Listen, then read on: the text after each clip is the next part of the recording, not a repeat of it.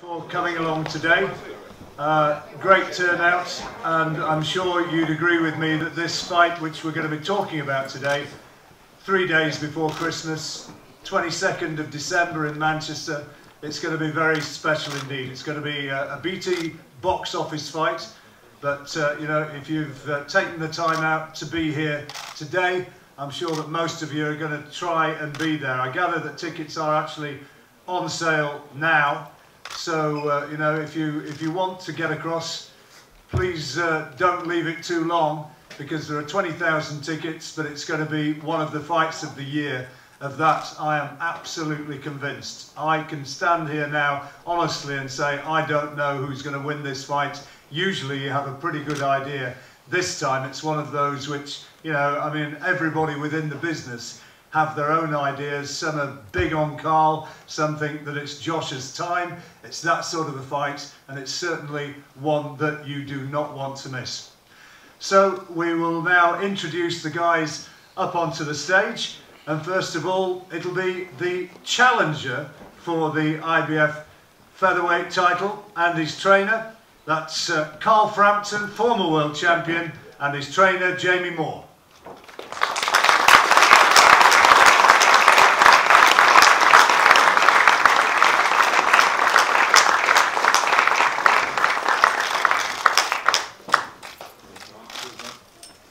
Very respectful. I thought that might not be quite as nice as it was. That's very good, very good. Okay. So you can make some noise now, because it's your champion, the Leeds favourite. I'm sure a lot of you were there at Elland Road when he produced that tremendous performance to become the IBF champion of the world.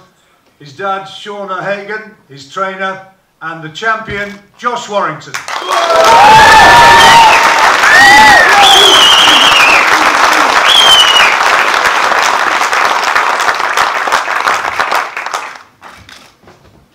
As I say, it's going to be a really special fight, and the fact that a lot of people have come along here today illustrates just how much people want to hear about it, hear the guys talking about it, and it's all going to build towards that date, December 22nd. We're all going to be heading off to Belfast tomorrow, so we've got I'm sure, a very pro-Josh crowd here today, and we're going to have a very pro-Carl crowd tomorrow in Belfast as well. It's going to be one of those occasions where there's going to be partisan support for both sides when we get into that arena, and I think it's going to be a fantastic night. Let's hear from Josh first of all. Great to see people turning out to give you the welcome, Josh, and looking forward to a fantastic night in Manchester, I'm sure.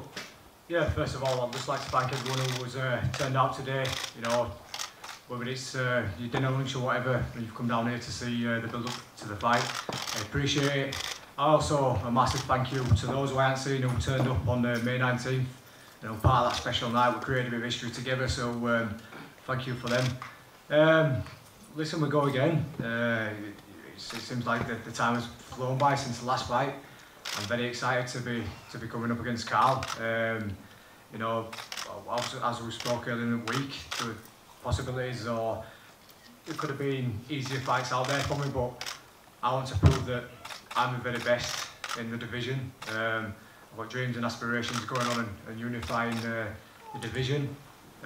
Carl's a great fighter, and there's a lot of mutual respect there, and one thing I will say about the Leeds folk is that, you know, they get behind their own, but they also respect, you know, quality fighters, and I think we've, you know, there's hardly any booing out for Carl there, whereas the Waffle, you know, they respect a character.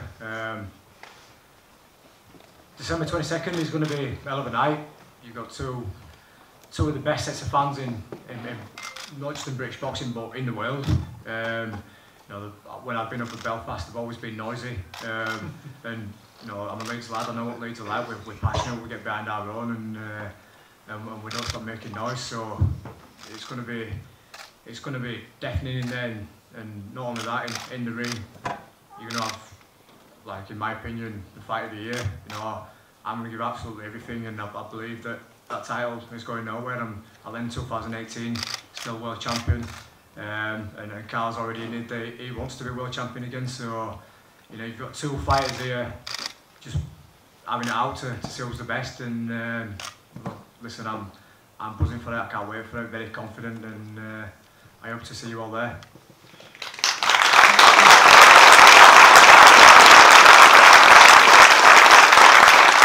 And Carl, your opportunity to regain a world title, this is what you're focused on.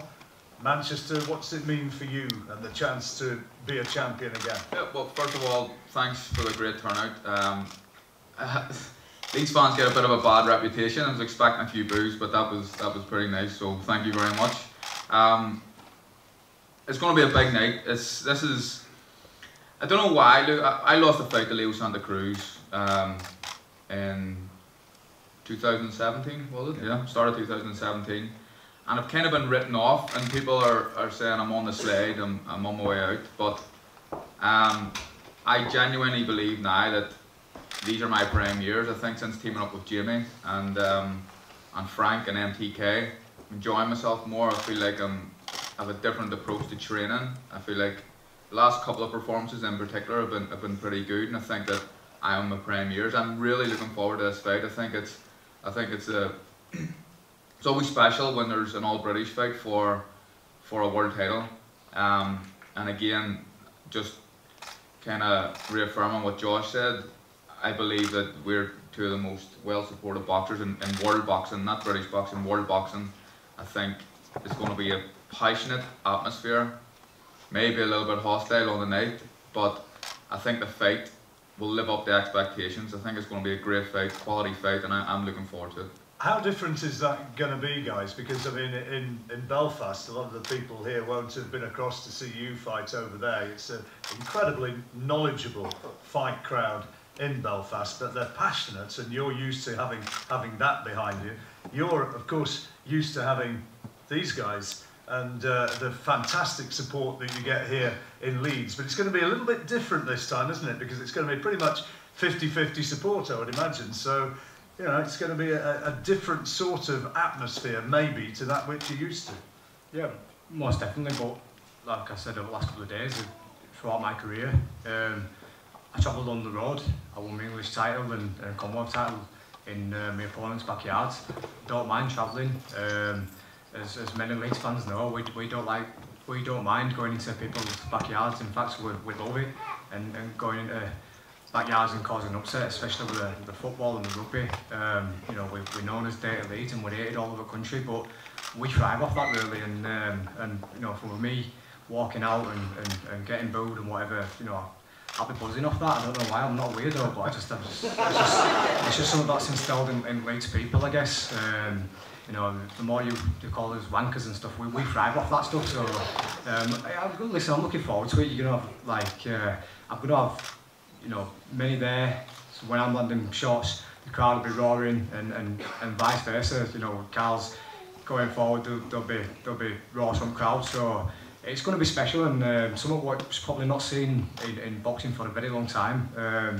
You don't really get two like massive fan bases going together like this, so it's going to be something special on the night. I think when Carl boxed Scott Quigg in Manchester, I think his fans took over the Manchester Arena, but I think it's going to be pretty even with this in terms of support. And I've always said that having the crowd behind me, it's been very special. It's like the 12th man. You know, when you're there in the ring and you're hearing the chants and the screams from the crowd, you know, even if it's something that you don't make sense, you know, I get people saying just chin him, Josh, and stuff like that.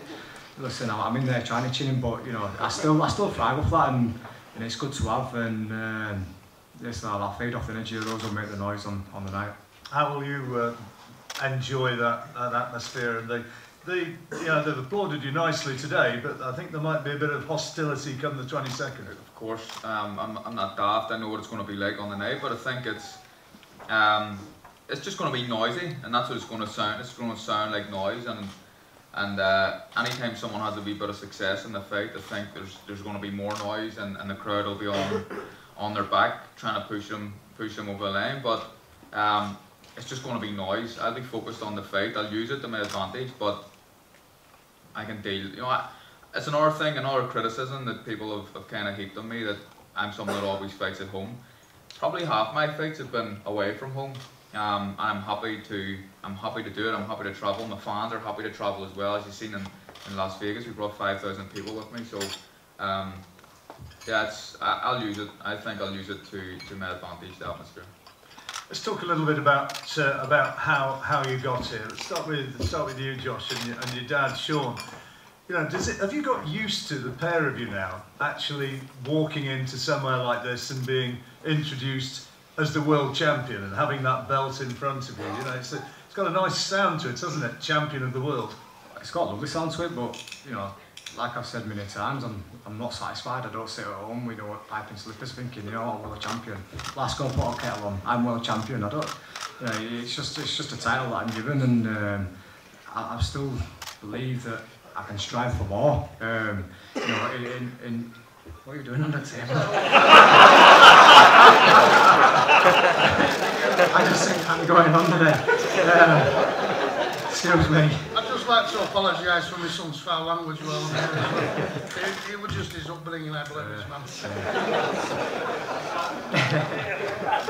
I just going back to it. I felt like for a lot of my career, you know, we've been on a journey together, me and the fans, you know, since like 2014, and I've had the support behind me. I mean, it's been going on since the start of my career. I've had people who've sacrificed everything to be at my fights in the small old leisure centres. When I'm talking times when you're going on after the main event, when the guys are sweeping up and you're still there to box, and I've had folk who still come to them fights, and we've kind of been on a journey together, and I were very proud to have become Leeds' first world champion. It meant so much to me because that was my goal. First of all, were to win the British title and then create history for the city and put Leeds on the map in terms of boxing. I do, you know, there's a documentary coming out about the journey in the next few months, and fighting for the city, and that's what I feel like I've been doing. I've been fighting for the people, and you know, I went over there in Vegas when Carl boxed Santa Cruz for a second time, and from that moment I thought, you know, that's where I want to be. I want to be in the big shows in Vegas. I want to be taking my fans and my supporters over there and just creating memories and history together, and you know, this is just another stepping stone in that journey. Sean, do you still have to pinch yourself and think, yeah, you know, we got it right, we got the tactics right, we beat Lee Selby, that fantastic night at Elland Road, and it really is real, it's reality? To be perfectly honest, no, I always knew we had beaten the Lee Selby, John, to be honest. I think media built him up to be someone that he really want, you know. We're really not excuses now and trained up late and all the rest of it, but you know, I spoke to them and said, are we getting the very best Lee Selby? They said, absolutely, there's no problem with weight, no problem with anything, no issues. So no, to be fair, I think this is a different ball game. This will be an harder fight. We're going to have to apply myself a little bit more for this one. But again, a fight that I'm looking forward to, really looking forward to this. As you say out in boxing, I think you want to prove that you're best that there is, and you want to be fighting the very best fighters, you know. Yeah, I'm really looking forward to this one. Just put into words, just while we're talking about it. I mean, you're the dad. When he gets the verdict, when he gets the verdict and he gets the belt. Put into words what it meant to you that night. I'll tell you. When Cal gets it. Yeah. Oh, when he gets it. When Josh gets the title. Yeah. No, I'll tell you what he said. He came over to me and said, it's about time I get my fucking bonus. I said, no, well done, son, or I'm proud of you, son. When I get my bonus, that's what he said. John. He did swear. What I said was, he fell to the floor like the doors and I said, yes. And I've gone, isn't that a good time to discuss my bonus? And he blanked me, jumped on Nicky's shoulders and said, get me out with him. So I went out for a fag, come back in, and we still hadn't discussed my bonus. You know what I mean? So that's where we're at. So I'll be having a tenner on Cal.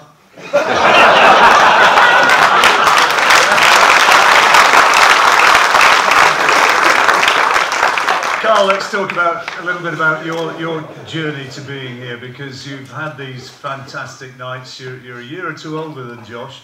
You've been a world champion. You had those two mega fights against Santa Cruz, but I think you know, you've said repeatedly you were in a dark place. You fell out of love with boxing. Yeah. Tell us a little bit about that. Yeah, look, the last kind of, if you look back at interviews I was doing probably 6 years ago, I was counting down the days of retirement, and it felt like a slog. Like I should be happy that I'm doing something that I love, boxing, and it didn't feel like that. I used to wake up in the morning, you know, another day at the gym, didn't want to go, but I'd done it because it was my job.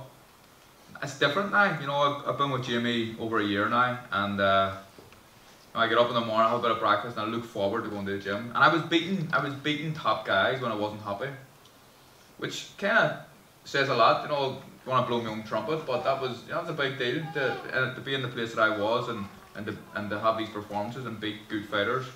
And that's why I think that now, you know, the old saying, happy fighter's a dangerous fighter. I agree with that. I believe I'm happy, I'm in the prime of my life, and it'll probably take that to beat Josh. This is going to be a tough fight. I expect it to be a tough fight, and I need to be right, not just physically but mentally. What's the biggest thing that Jamie's brought into your regime, into what you're doing, which you didn't have before? Because it's got to be more than just fun. I mean, Jamie's a good lad, isn't he? Yeah. But you know, I mean, how's he really rekindled that enthusiasm? Yeah, well, the type of training we do is different. So I felt like beforehand I was training a lot, and you know, there was times where for the Scott Quigg fight I'd done 220 rounds of sparring, which is an insane amount of rounds, and it was against big men a lot of the time. And it's good to spar, but you know, when you're getting punched around by light welterweights and stuff, and welterweights sometimes, there's only so much your body can take, and I felt like I was getting little needles all the time. Now we've cut the sparring in half. Some of the sessions we do, you know, they're just working on tactics, so you'd hardly be sweating. It would just feel like a brain training session almost. And these are things I've never done in the past, so I think I'm listening to my body more. Jamie understands that. He's a former professional fighter who had his own problems and had his own issues and injuries. Knows what it's like to feel like you're overtrained, and we've adopted. And I just think that the whole approach now, it's a much smarter approach. Jamie, I know that we've talked about it before, but just, you know, articulate again what it's like working with this fella, and what, in your opinion, makes him a special fighter. Well, I think some things you can't really put your finger on. You watch someone doing a certain thing. You can't teach some things, and Carl does a lot of things which come natural to him. You know, his anticipation of shots, his footwork, the way he delivers his shots. There's a difference between a world-class fighter and an elite level fighter, and I believe that Carl's elite level. It makes my job easier. I'll be honest with you. You know, we've got a gym full of very, very good fighters, and I think that in itself is allowing Carl to sort of pick up little things. So I wouldn't necessarily want to teach Carl anything, or change him, I should say, in a big way, because he was already a phenomenal fighter when he came to me. But the big thing for me was using his best attributes, and he's a very intelligent fighter. So it's more about decision making and setting tactics. So this fight will come down to tactics in one sense, but I think Josh's, you know, I followed Josh's career from the beginning of it. Steve Wood is his manager. Steve Wood managed me all the way through my career. So I've known Josh for a long time. I know how good he is, and I know that nobody's going to beat Josh Warrington without it being a very, very tough fight, because that's the style of his fight. That's the style he brings. So we're under no illusions. It's going to be a difficult night, but I just feel like I've got a very, very, very talented fighter in Carl. Is it fair to say that Josh is underrated actually as a boxer? Because people talk a lot about his fitness and a lot about his engine and the fact he's going to fight 12 rounds, etc., etc. But he's a lot better boxer than sometimes he gets credit for. He is. He's definitely a better boxer. He's got a better boxing brain than he's given credit for. But I don't think you can blame people to a certain extent until maybe him coming in and beating a fighter of Lee Selby's standard, because he hadn't been given the opportunity to prove how intelligent a fighter is. A good pressure fighter doesn't mean that you just come forward with your hands around your head and let shots go, because that's one of the basic things what you can do. a good, intelligent pressure fighter, it has to be, has to have the same sort of boxing brain as a good back foot boxer. You just have to make sure you put those decisions in the right time. And listen, Josh is he's got a great work rate. He's physically such a strong guy, even though maybe his record doesn't suggest he's a puncher. I don't believe that to be true. I think that maybe his work rate will give anybody problems. So I believe Carl's the bigger puncher in the fight, but I think that style-wise it can't be anything but an entertaining fight for the fans. Now you both analysed each other. I mean, when we've commentated on BT Sports, you've commentated on his fights, you've commentated on his fights, so you've had a chance to really study each other up close. Josh, have you spotted? I don't expect you to give us details, but have you spotted weaknesses that you think you can exploit? Yeah, I think it's copy what Carl suggested it, but they're in a perfect fight out there, and you know, I think I've watched Carl's career for a long time, and you know, being a bit of a boxing fan. And when he moved up to featherweight, you start looking in a different light, and you start kind of studying the fights rather than just watching them as entertainment. And I think that's something else what's part of our game. Where in our team we're very close knit, and we break down fights, and there's a lot of hours of stuff what I don't even see from my team, where they really do study the fights and talk amongst each other and come up with game plans. And me as myself watching Carl, I think I've seen quite a few things where I think he can exploit, and things that I'll use on the night to beat him, and that's all it is. We always come up with like 3 or 4 game plans. I think I'm adaptable when the opponent's put in front of me, and I make sure that the hard work's done in the gym to prepare for whatever scenario comes at me. I'm going to throw a little grenade into it here, because I was listening to Coogan's interview. Belfast, by the way.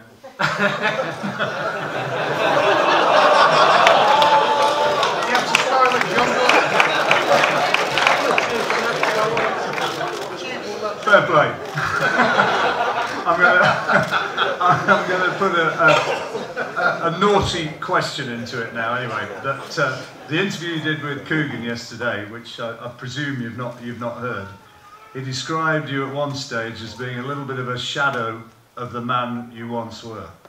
I haven't heard it, but it's wrong. I believe, and that's the impression I think a lot of people have of me at the minute. You look at what happened.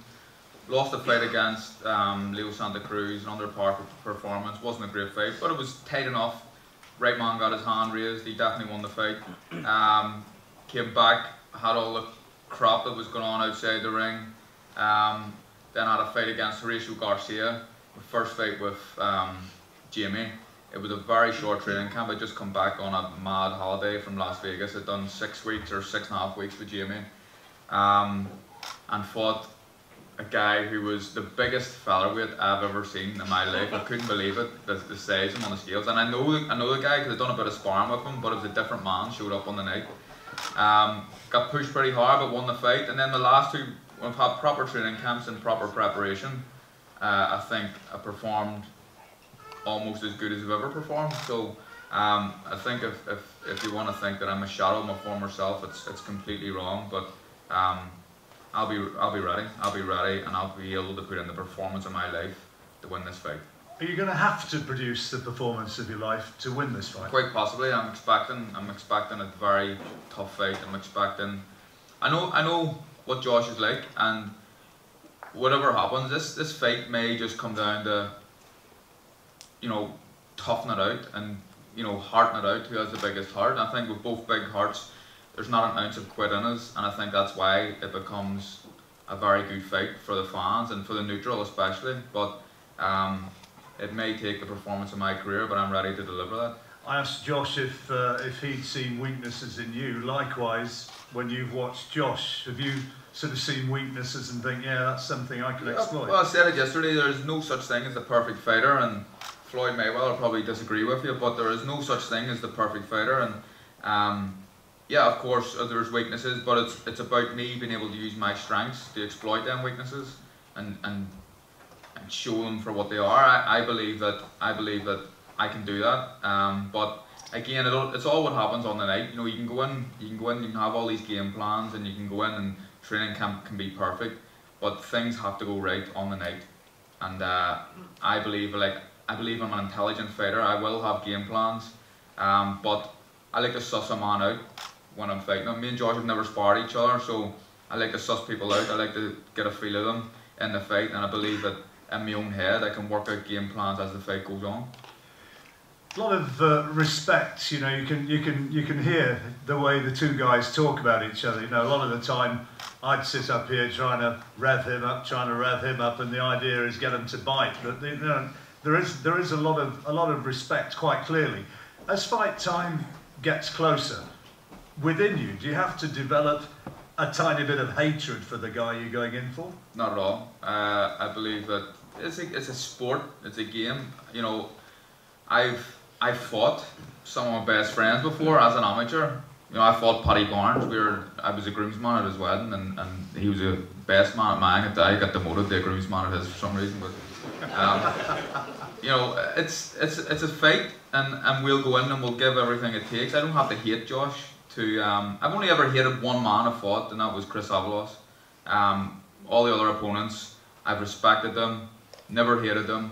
And it's the same with Josh. I don't hate him. I like him. He's a nice guy. We're down there having a bit of a joke and a bit of a crack 10 minutes before we come out here. So, but it's a fight, and he will do whatever he thinks he can to win the fight, and I'll do the exact same. And then we'll shake hands after the fight and go our separate ways. But no, we don't have to have any sort of hatred. But I'm sure there'll be a few things said in the lead up that will annoy each other and irk each other a little bit. But that's boxing. That's what happens. I'll listen to that before I speak, John. I'll echo on that. You know, listen, backstage we won't have any cuddle. You know, we're having a bit of banter between each other. But listen, we both realise when December 22nd comes round, that first bell goes, respect goes out window, and we, you know, want to punch each other's head in, and that's just how it is. You know, I'm a world champion, and I want to prove myself against the best. You know, I worked hard to get there, and I want to fight the best, like fighters like Carl, and like I say, I believe I beat him. But the animosity, you know, I don't think he needs it. You know, we've got great fans behind us, and it's just two fighters going at it to see who's best, and the fight itself will be enough. If I turned around and started acting like a bellend, then it would be out my character, it would be out my nature. I did against...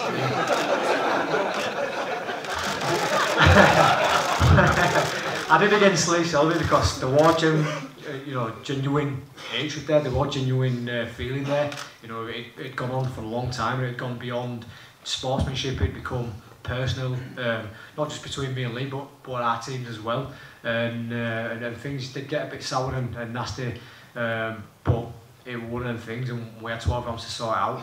In this one, I was going as far as to say I've enjoyed watching Carl and being a fan of him in the past, but now it's about keeping hold of that belt, and not only that, you know, I'm in a position now to really go on, set a legacy, not just for my city and for my friends, but for my family, you know. And I've always said about building an empire, and I can use my career of boxing to do that, and this is just how it is, and you just got to fight the best to go on with your career. And it's sorry John, one sec, I'm on a roll here. They'd rather hear you. and you know, it's music to my ears, like I said yesterday, that Carl's bringing his best, because, you know, all in the build-up with Lee Selby's too big, Lee Selby's too skillful. He could write my boxing ability on the back of a postage stamp, and yet when the time came to it, you know, Lee Selby was weight trained, he's too big, and no one would ever say that when he were winning them fights, and you know, he were coming out victorious. So I'm happy to hear that Carl's bringing his best, and in a little bit of a weird way, I've always, especially growing up, I've always pictured myself being in these big fights. I thought the Selby fight might have been like that, where you walk out and you're cut and you're bruised. I mean, he was cut, but I wanted to be at a fight where I'm almost collapsing because I've used that much energy, and you know, it's been an all-out war. But it wasn't like that whatsoever. It quite an easy night's work at office without sounding too big-headed. But Carl, I do feel like you know, he's going to be. I'd agree. You know, you're very similar people. It strikes me, Carl. You know, you're grounded. You're people. You're very much in touch with your fans. You don't go around playing the big I am, and yet you're very, very good at what you do. Yeah, we're too nice. Everyone's leaving now. we're not giving enough grief to each other, but no, we are similar people. I think. Yeah. Listen, I watched your documentary yesterday. You've actually got the same plates what we've got. I pointed out. I said, Tash, Carl's got the same dishes that we've got. You know, can you imagine that? I mean, I got same as me on cups and plates and that. Oh, don't match him. No, I think we could start slagging each other a bit if you want that, make it interesting, you know what I mean? They can get the second episode tomorrow in Belfast, can't we, John? A little bit more. Well, we'll give it a go. Yeah, he'll get a load of stick because he'll wear something stupid. I told him not to wear the soap, told him not to wear the shoes. He's gutted, he can't sleep on a night because I slagged him and said it wouldn't test you off. I was out there killing myself laughing. They reckon bookies don't often get it wrong. They certainly got it very wrong when he fought Lee at Elland Road. And I don't know if any of you are as sad as me and going on odds